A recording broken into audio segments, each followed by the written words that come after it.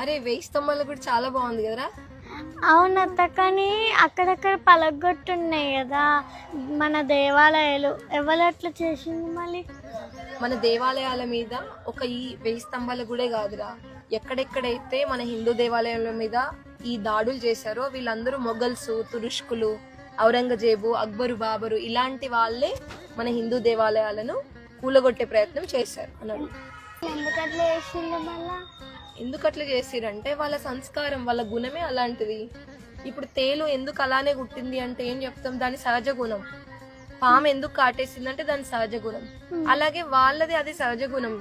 ఇతర దేశాల మీద దాడులు చేయడం, ఇతర దేవాలయాల మీద దాడులు చేసి వాళ్ళను బలవంతంగా వాళ్ళ మతంలోకి మార్చుకోవడం, దేవాలయాలను కూలగొట్టడం, విగ్రహాలని మనం పూజించే దేవతా విగ్రహాలని కూలగొట్టడం, ఇదే వాళ్ళ లక్షణం.